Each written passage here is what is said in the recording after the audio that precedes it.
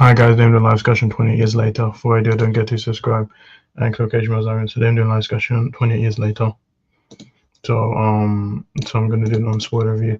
So 20 years later is a 2025 post-apocalyptic coming-of-age horror film, produced and directed by Danny Boyle and written by Alex Garland. The first installment of 20 years later film series, following 20 years later, 20 weeks later. It stars Jodie Comer, Aaron Taylor Johnson, Alfie Williams in his feature film debut, and Ralph Fiennes. And yeah, only 20 days later, 20 weeks later, maybe we're getting another one. Or we are getting another one by Nita Koskinen. I think we get a direct sequel to this. I enjoyed it. I enjoyed it. I thought it was a good movie. I watched it. It was like 1 hour 15 minutes. I enjoyed it. Danny Boyle returns. He did 20 days later. Um, and yeah, I enjoyed it. I had a good time with it, and yeah, it was really good. I like Jodie Comer and Taylor Johnson, Jack O'Connell, Alfred Williams. I think this is his first film. Ralph Fiennes, and I like School by Young Fathers. But yeah, I really enjoyed it. I give it an out of 10. I thought it was really good. I'm looking forward to the other two movies. So let's get into spoilers. The spoilers. You haven't seen it, click away, come back. So in 2002, during the initial outbreak of the Rage virus, a young boy named Jimmy flees from his house in the Scottish Highlands after being attacked by his rage-infected family. He takes shelter in the church nearby, where he finds his father, the local vicar, praying, believing the outbreak to be the day of judgment. The vicar interprets the virus as a harbinger of the times. He gives Jimmy a crucifix necklace and urges him to flee before allowing him to be overtaken by the infected, enabling Jimmy to escape. 20 years after the second outbreak, the rage virus has been eradicated in continental Europe, and the British Isles remain under indefinite quarantine. A self-contained community of survivors lies in a village on Lindsfarne, an island connected to the mainland by a heavy four-footed tidal causeway. Among the residents are Jamie, a scavenger, his wife Isla, who suffers from an unexplained illness, and a 12-year-old son, Spike. Jamie takes Spike to the mainland to hunt as a part of the coming ritual. Seeing them off, a group of villagers ensure that Spike acknowledges the inherent peril and leaving the safety of the island, stressing that no missions to rescue those who leave are launched, and hinting at the strict protocols necessary to preserve the safety of settlement. On the mainland, they encounter and kill so affected and witness a large herd of deer.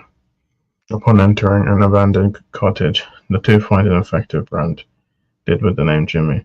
They encounter a pack of infected led by an alpha, a mutilated variant of the infected who was stronger and more intelligent.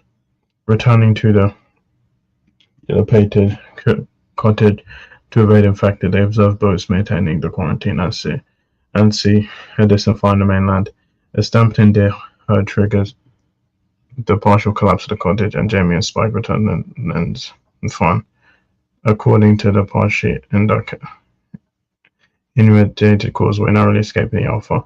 After Russia's celebrations by Winston's father kissing Rosie, and learns that the fire was led by Dr. Ian Kelson, a reclusive survivor from one village's fair. According to rumors, Kelson has been burning bodies in what appears to be a ritualistic fashion, delusion with his father.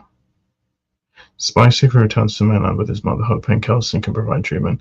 While resting for the night in the church, Isla kills an infected in a dissociative state.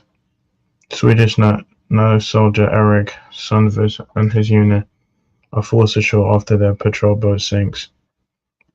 Overwhelmed by infected, including the Alpha, Erik escapes as the sole survivor, encounters Spike and Isla, rescuing them from another pack of infected, joins the search of the Kelson. The group finds a pregnant infected woman, temporarily inhibiting semi-doctor behavior. While Isla helps give birth to an uninfected infant, Erik kills the mother and prepares to kill the child.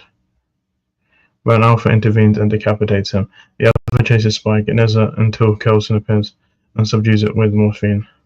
He leads Spike, Isla, and the infant of his sanctuary, which is a temple constructed from sterilized bones of the bodies, what he describes as his memento mori.